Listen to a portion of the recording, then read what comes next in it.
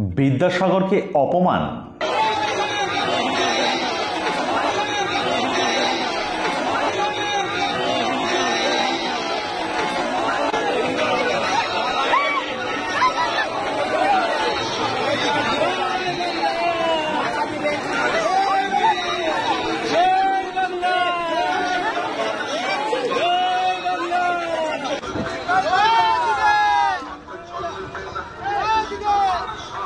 Video post করে তীব্র নিন্দা বিরোধী দলনেতা শুভেন্দু অধিকারীর।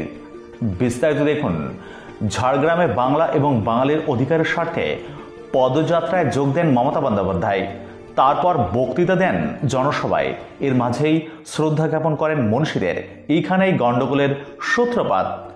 বিরোধী দলনেতা শুভেন্দু অধিকারীর অভিযোগ করেছেন, মমতা নিজের উত্তরীয় খুলে পড়িয়ে দিয়েছেন বিদ্যাসাগর মহাশয়ের মূর্তিতে। শুভেন্দু তার সোশ্যাল মিডিয়ার পোস্টে অভিযোগ করেছেন, একজন মনীষীর সঙ্গে এই জাতীয় ব্যবহার অশিক্ষার পরিচয়। তিনি আরও বলেছেন, মমতা নিজেকে সবার উপরে ভাবেন, কিন্তু তার ধারণা সম্পূর্ণ ভ্রান্ত এবং মেদিনীপুরের ভূমিপুত্র হয়ে বিদ্যাসাগরের এই অপমান কিছুতেই বরদাস্ত করা হবে না। শুভেন্দু অধিকারী তার সোশ্যাল মিডিয়ার পোস্টে লিখেছেন, ঈশ্বরচন্দ্র বিদ্যাসাগর বাংলা ভাষা এবং বাঙালি জাতির গর্ব। তার মূর্তিতে এমন আচরণ সমগ্র বাঙালির অপমান।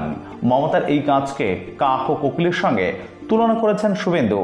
বিরোধী দলনেতা উল্লেখ করে রবীন্দ্রনাথ ঠাকুর বিদ্যাসাগরকে বাংলার একক ব্যক্তিত্ব হিসাবে বর্ণনা করেছিলেন।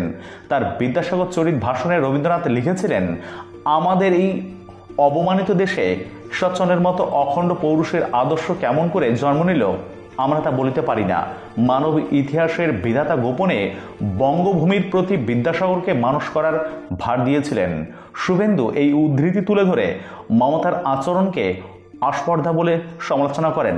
তিনি প্রশ্ন তুলেছেন, নিজের গলার উত্তরীয় খুলে কোনো মনীষীর মূর্তিতে পরানো যায়? এটি কি ভারতীয় সংস্কৃতির অংশ? তিনি আরও বলেন, বিদ্যাসাগর শুধু মেদিনীপুরের নয়, সমগ্র ভারতবর্ষের গর্ব। তিনি বাংলা ভাষার লিপি সংস্করণ করে তাকে যুক্তিবহ ও সহজ পাঠ্য করেছিলেন। মমতা বন্দ্যোপাধ্যায় যে বাংলা ভাষা ও বাঙালির কথা বলেছেন, সেই ভাষার উন্নয়নে বিদ্যাসাগরের অবদান অপরিসীম। তার প্রতি এমন অসম্মান বাঙালির আবেগে আঘাত হানে। শুভেন্দু মমতার কাছে নিঃশর্ত ক্ষমা প্রার্থনার দাবি জানিয়েছেন। তিনি বলেন, যদি মমতার কাছে উত্তরীয় বা মালা কেনার টাকা না থাকে, তাহলে খালি হাতে প্রণাম করতে পারতেন। এই আত্মরভ্যতা আমাদের সংস্কৃতির অংশ নয়। এই ঘটনা রাজ্যের রাজনৈতিক মহলে ব্যাপক বিতর্কের সৃষ্টি করেছে। তৃণমূল কংগ্রেসের পক্ষ থেকে এই অভিযোগকে রাজনৈতিক প্ররোচনা হিসাবে উল্লেখ করা হয়েছে। তবে সামগ্রিক পরিস্থিতি রাজনৈতিক বাদানুবাদের দিকে মোড় নিলেও বিরোধী দলনেতার অভিযোগ যথেষ্ট যুক্তিযুক্ত। কেননা ঈশ্বরচন্দ্র বিদ্যাসাগর শুধু ভাষা নয়, বাঙালির দীর্ঘদিনের সামাজিক ধ্যান ধারণা ভেঙে দিয়ে পাশ করিয়েছিলেন বিধবা বিবাহ আইন। মেয়েদের শিক্ষার তার অগ্রণী ভূমিকার কথা আমরা কি ভুলতে পারি? সব মিলিয়ে বাংলা ও বাঙালির কাছে তিনি প্রাতঃস্মরণীয় ব্যক্তিত্ব। এমন একজন ব্যক্তিত্বের প্রতি এই ধরনের শ্রদ্ধা জ্ঞাপন যে বাঙালিকে আশাহত করবে তা বলাই বাহুল্য। আপনি কি মনে করছেন? অবশ্যই কমেন্ট করবেন কমেন্ট বক্সে। ভালো থাকবেন, ধন্যবাদ।